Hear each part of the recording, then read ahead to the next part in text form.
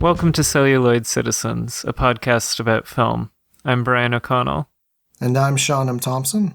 And today we're going to be talking about Only Lovers Left Alive, which is a 2013 film written and directed by Jim Jarmusch, starring Tilda Swinton, Tom Hiddleston, Mia Wasikowska, I think I'm pronouncing that right, the late Anton Yelchin, and John Hurt.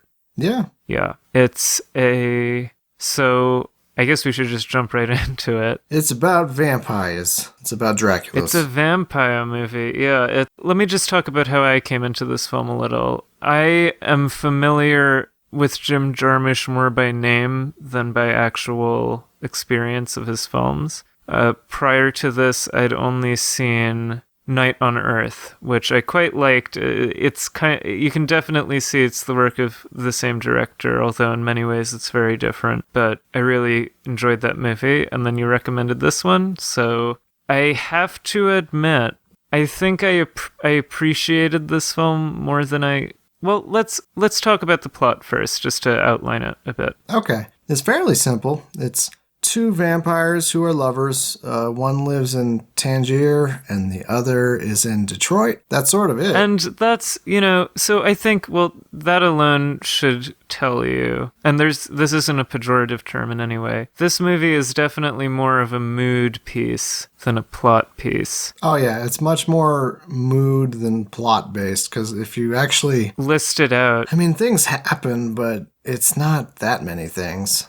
It's not like it's a propulsive series of narrative events or anything. It's kind of existing in the space of these characters. And I think it does that very well. I think the atmosphere can be very rich. I think especially some of my favorite scenes in the movie are the montage-like moments. And he's really good. The editing here is great, I think. The opening scene with the record playing, and then it dissolves over a descending, turning camera on Tilda Swinton and Tom Hiddleston, who are the vampires, combined with this, kind of archaic music. It's a very, immersive experience, and it really puts you right in there. And there are a lot of moments like that in this movie. I think this is one of the few films I do want to mention the editor, Alfonso Goncalves. I think I pronounced that right. Just because the editing is so good. And I will give you that in some ways it almost outshines the film, where those montages are so strong, but a lot of the other cinematography is very static. Yeah, but it's never unpleasant to look at or anything. It's always clear that careful consideration has been put into the image, and some of the shots I think are, floored me. Who's the cinematographer? Yorick Lisseau. Again, think I'm pronouncing that right. But, there's a lot of gothy ambience to it, and some of it is, some of the imagery can be very rich here. Appropriately. It's vampires. I guess, the problem with a mood piece, the thing you always risk with a mood piece, and this is super, a personal response to the movie. The risk you run with a mood piece is that the person watching isn't in the mood or is not on the same wavelength. And for much of this film, while I appreciated the technical prowess on display, and especially the acting, Tilda Swinton, who we've talked about before, is amazing. Tom Hiddleston, awesome. I haven't actually seen him properly act outside of Marvel movies, so this was refreshing. And I was delighted to see John Hurt in this movie because he's one of my favorite actors, playing Christopher Marlowe, who here is a vampire. It's a great cast. Yeah, it is, and all the acting is good, yeah. I was about to say superb, but well, it's not inaccurate. It's superb. Yeah, no, it was very good. Yeah, it was everybody seemed to be operating in the same space. Everything, the thing I appreciated most is that everything, the acting, the cinematography, the music, the editing, all of it seemed very much of a piece and unified, like really, really cohesive and well crafted, well put together. Now, it just so happened that the result didn't speak to me personally, but I can definitely appreciate the commitment and the atmosphere. I know you like this movie very, very much. I do like this film a lot. I have made the claim at one point that it is one of the best vampire films ever made.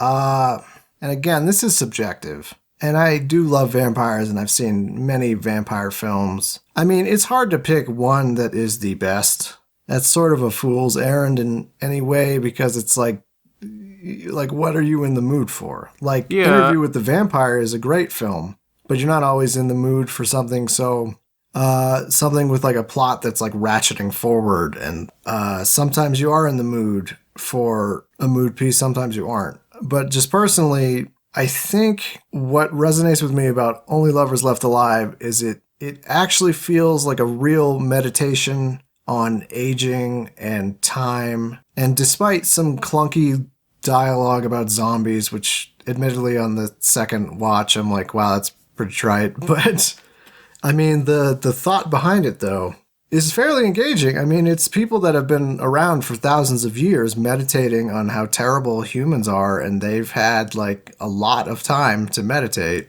I mean, it seems to be tackling several thematic areas with this central metaphor of vampirism.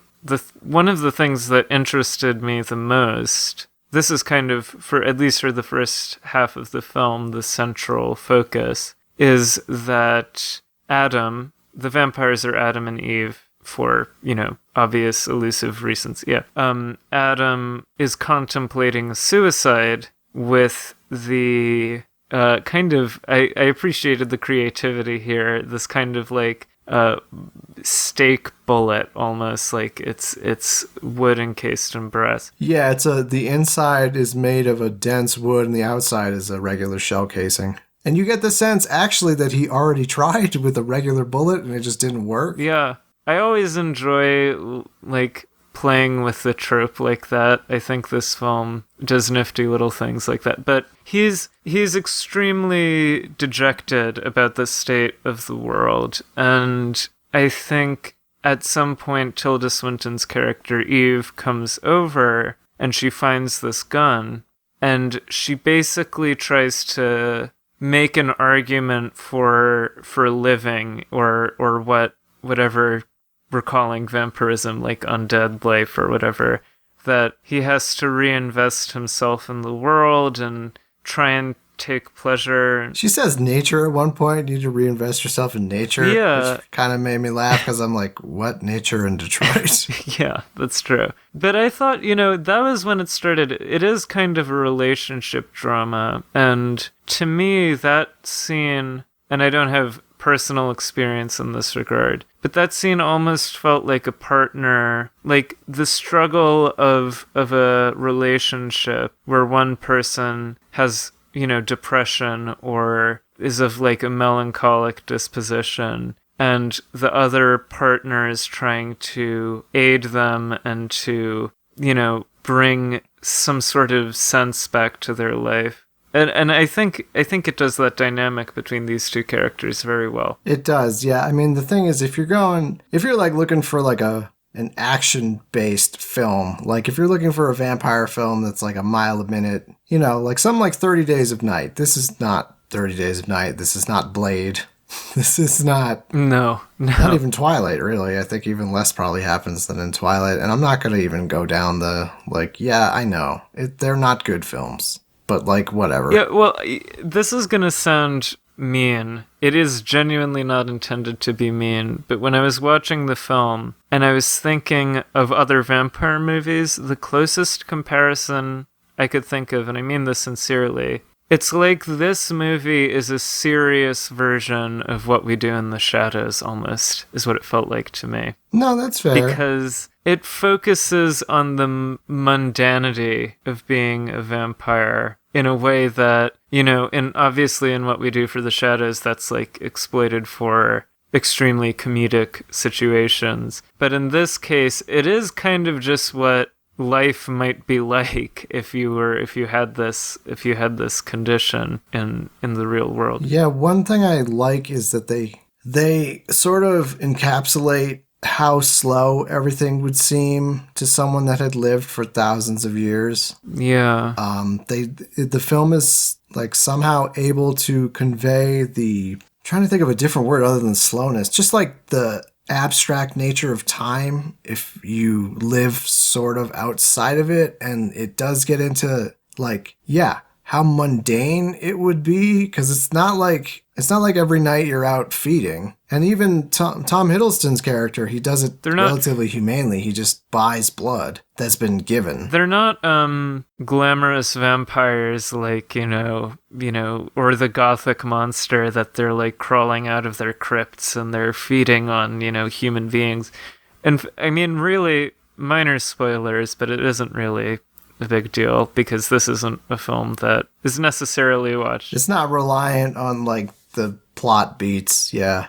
It's only at the very, very end do they turn like full vampire, you know, I'm going to drink your blood, fangs out. But for the rest of the film, it's clearly something that defines their lives, but it's not, it's like they're people who happen to be vampires, if that makes sense. There is an interesting portrayal of them as basically heroin addicts. Yeah. Like in terms, even down to the shots, when they take a sip of blood, they all sort of eyes roll back in the head, and there's sort of this slow-mo of them like kind of falling over a bit. And it's very reminiscent of someone, I thought of heroin, but I guess it could be any kind of drug, but specifically heroin, just in terms of like how the effect, like the immediacy of just like being very relaxed. And near the end of the film, they're, you know, out of blood, and they do seem like heroin addicts in withdrawal or some sort of addict in withdrawal. I really enjoy that scene where they're all falling back and their fangs are coming out, because it has there's just a lot of, it's just a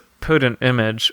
And then the other thematic element that interests me in this film is the representation of vampires as this like undercurrent of art and culture that's been guiding civilization for centuries. Like, you know, one of the vampires played by John Hurt, as aforementioned, is Christopher Marlowe, the playwright, who in this world has faked his own death and lives on as a vampire, and he wrote all of Shakespeare's plays. And meanwhile, obviously, Adam has had a substantial influence on art and music. So there's also this, like, rumination on the immortality of art and how art continues down through centuries that I thought was pretty interesting in a lot of ways. It's not something I usually see tackled in a vampire movie. Yeah, I think there's a lot of things that, and I don't know, I've seen so many vampire movies too. I think part of my love of this film is it's just sort of a counterpoint. It's much more of a character study, and you get some interesting things they do, like blood popsicles. Something so simple, yet I've never seen that in another vampire film, and vampire films have been around like so long. Since the advent of film. Yeah. Really. Yeah, no, I again, and like the wooden bullet, like I enjoyed like, these are like the questions like that occasionally might occur to you about vampires. Oh, what if they drank blood popsicles, but you never see them like actually represented?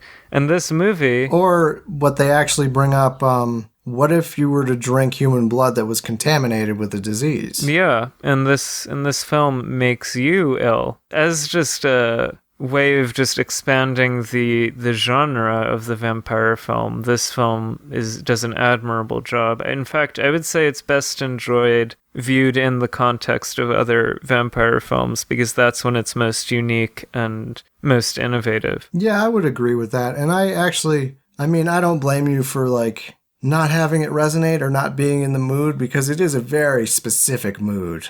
It's a very like, it's that like I haven't slept in 2 days, yeah, and like everything's basically okay with the world, but I don't feel right kind of a mood.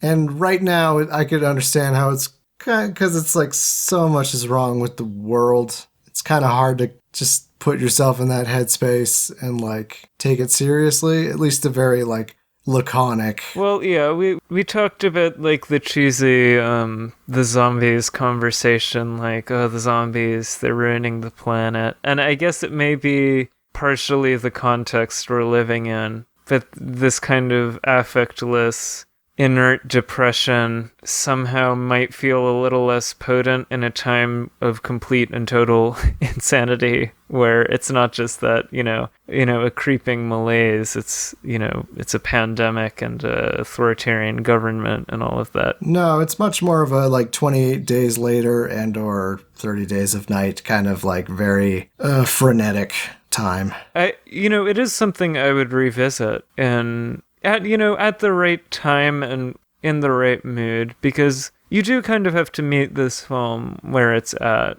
It is an auteur film. Jim Jarmusch is a guy who follows his own playbook and stylistic taste. Yeah, he clearly wasn't sitting down like, all right, how am I going to make the most people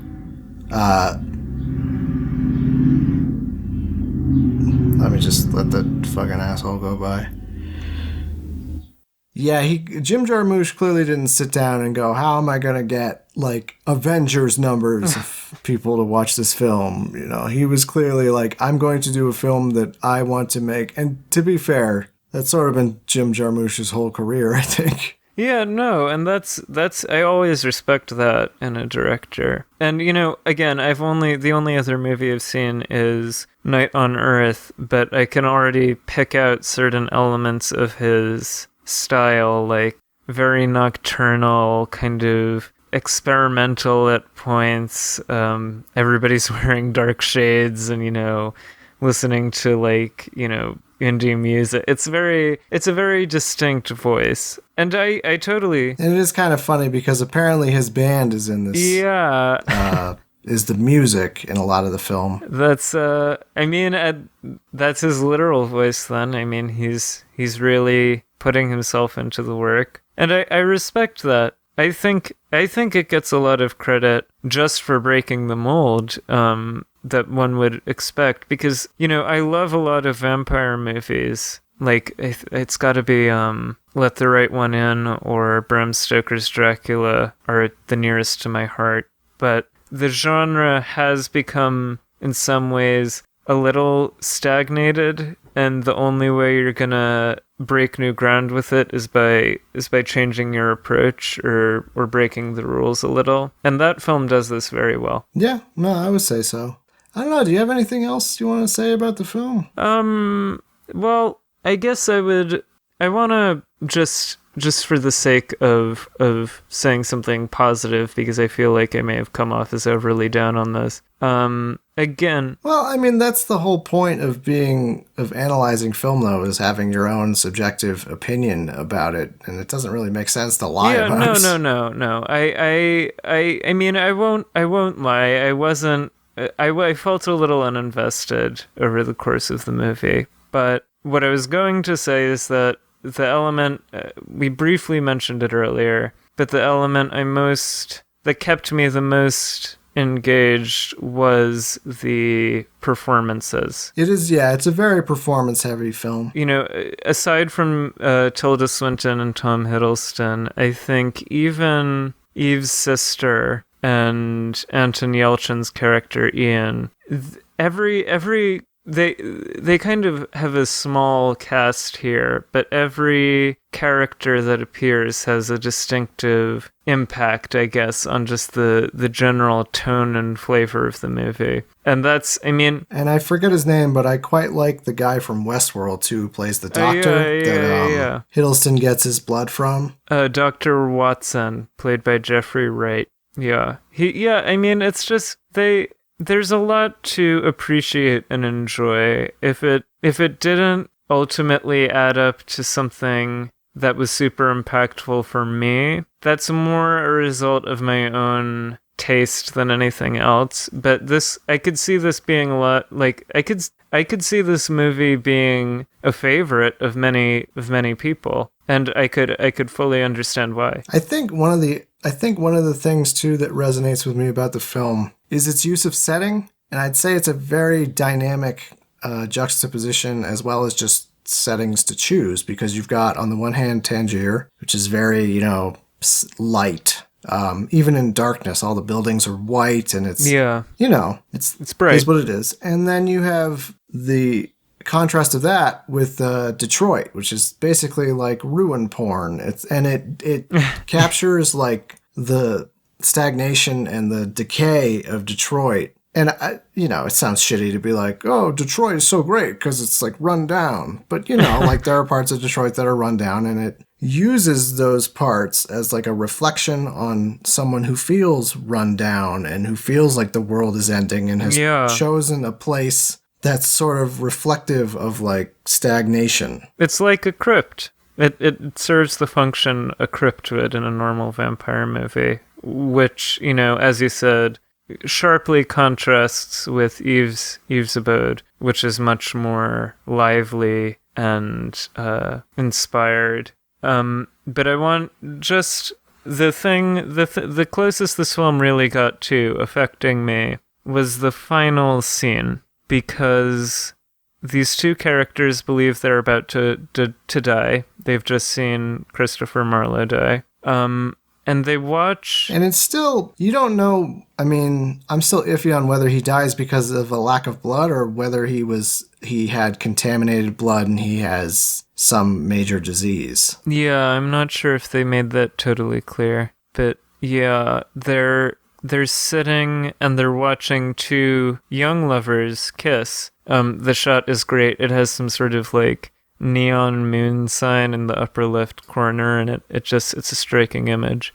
But they talk about the theory of, what is it, quantum something or other?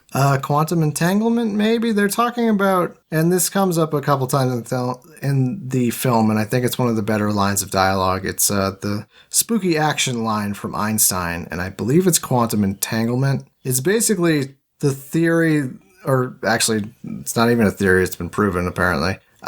If you take two... it was something like... Oh, I'm not a scientist. I don't know how to describe this correctly. Basically, if you split apart two particles and put them on opposite ends of the universe, if you affect one, the other will be affected. Then the other is also affected, even if it's like at the other end of the universe. And I think that reflects the whole nature of their relationship. They obviously start off on the other side of the world from each other, but they're linked by this shared experience and this condition, and it closes. This spooky action, if you will. Yes, to use the scientific term, of course. And by the way, this is just an aside, nothing to do with anything. I love that that's like the literal line that he used. Was like spooky action, and it's like, okay, Einstein. Yeah, it is spooky. But it is kind of spooky, yeah. How else would you describe like separating two particles and having one, react to something that's not even done to it? Be a voodoo doll. But it is also kind of moving and beautiful, and I think that the ending has some shades of horror to it, but this creation, they're creating a new vampire couple because they decide to feed on the two lovers. I don't know what it was necessarily intended, if it is intended to mean anything thematically beyond, driving home the cyclical theme of the movie, which is obviously embodied in the spinning record that keeps appearing over the shots. But I thought it felt like the right close. It was just a very satisfying ending. It is. I think it's the best way to end a film called Only Lovers Left Alive, because there's a lot of ruminations throughout the film on how many vampires are even left. Like at one point, Tilda Swinton's character asks Hiddleston, you need to go out, or she finds the gun. She asks him, oh, is this for protection against some of the other vampires? And he says, I don't see any of the other ones. Yeah. So you get the sense that, like, if there are other vampires, like, they're few and far between. And a lot of the film is a rumination on, like, what if these are two of the only vampires left? And so it's nice that they sort of continue it with, like, a pair of lovers. Because, like, there's certain vampire films that do that. Like, Interview with the Vampire, it always hurt my heart that they turned a little girl. Yeah. And they approach that in that film as well. It's like she's like, it's like 50 years later and she's like mentally an adult, but she's still in the body of a child. So she's like, how do I, I can't have sex because I literally have to go find like a pedophile and like, then that's icky. Yeah. And so, yeah, it's nice that they were like, oh, it's like two lovers in their prime and they clearly love each other. So it's a remarkably positive ending to a very bleak film. And